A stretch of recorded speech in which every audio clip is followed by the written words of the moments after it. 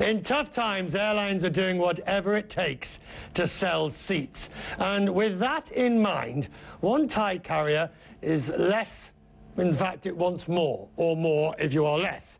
And if you are of a nervous disposition, do avert your gaze at this moment. These pictures were featured in a calendar by the Thai budget Nok Air. I say racy stuff. They certainly got the publicity in return. Now, they are models posing for the calendar. They're not actual Nok Air stewardesses, flight attendants, unlike the Ryanair ones, of course, which use real flight attendants.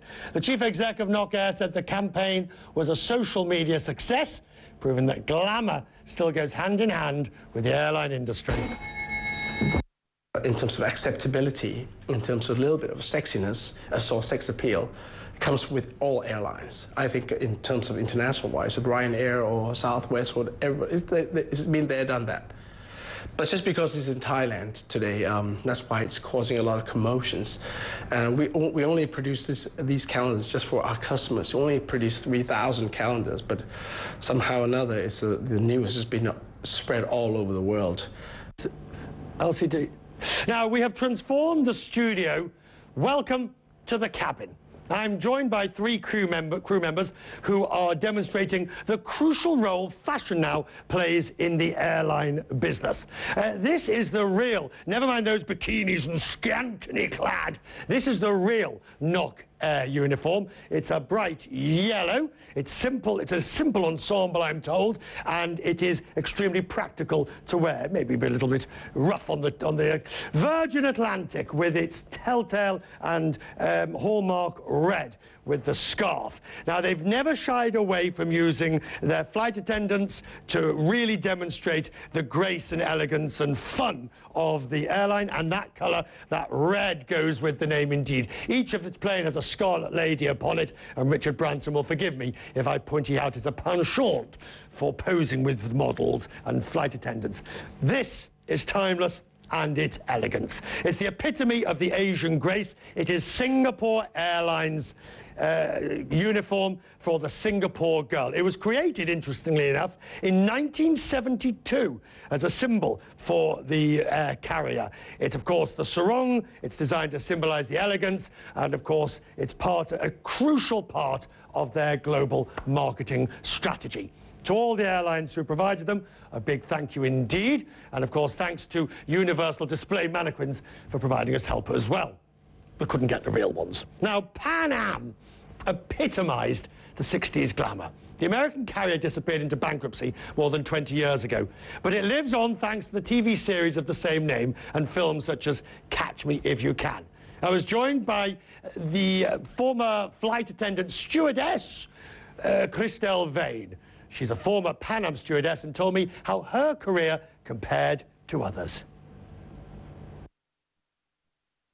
I just think Pan Am was much more glamorous, actually. But it had to be practical. I mean, on the aircraft, we had to change. You know, we took the jacket off, and we had a little sort of smock thing. I flew for 28 years. It was far more glamorous. It was a different culture. It was wonderful. I lived in New York and flew around the world. Pan Am? Pan Am, absolutely.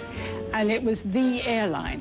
What did you feel like when you put the uniform on? I didn't feel glamorous. I didn't even always think it was a glamorous job. That comes afterwards when you realise that it was. Really? Yes, yes. I didn't walk around thinking, this is glamorous. It was exciting. It was an adventure. We could travel. We met people. But that uniform... That uniform was glamorous because it was fitting. It was light blue, and they chose people. We had to be a certain weight. We had to, you know, we're all fairly good-looking women. The uniform was glamorous. And when I see it now, you know, in the Pan Am program, I thought, wow, yeah, that looked terrific. That is natural selection at work. I'm a Pan Am stewardess. Are you wearing your girdle? Yes, ma'am. Oh. So the Pan Am program has brought some of that back. The serial has brought some of that back. When I watched it, yes, I thought, oh yeah, I could identify. What? What were you identifying? How it felt. How it felt to be on that aircraft, to talk to the other girl. We were such a team. We were a real family. We all really got along very, very well. I mean, I remember, of course, in the old Pan Am days on certain routes, you had different uniforms for hot weather and cold weather. Yes, we did. We had a dress at one time, which was lovely. Because when you get to... Because the thing with our uniforms at the very beginning, I think maybe for the first 2 years, it was a tight-fitting skirt. A bit like this. Well, yes, but we had to wear what they called, in the 60s, it was called girdle. It was kind of an elastic thing that pulled you in, so that you didn't look too shapely.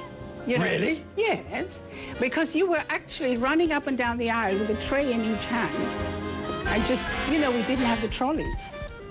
So people were watching you, and it wasn't too good to be too sexy, I think. You had to look classy. So you wore a girdle? I wore a girdle. Incidentally, they tell me, Singapore Airlines tell me, they do not make... Their flight attendants are not wearing girdles. No, of course not today. Not today. Not today. This was in the early 60s. You wouldn't wear a girdle today.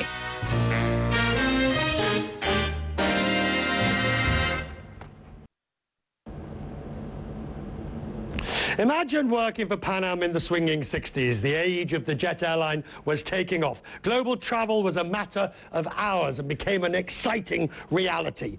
It's easy to imagine the feeling of power when Christel put on those white gloves.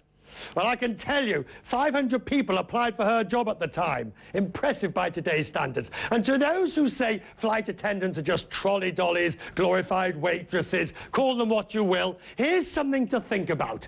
Emirates employs 13,000 cabin crew and receives 15,000 applicants a month.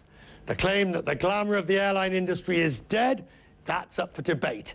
You can't say this isn't a career that doesn't go anywhere. And that's Quest Means Business for tonight. I'm Richard Quest. Whatever you're up to in the hours ahead, I hope it's profitable.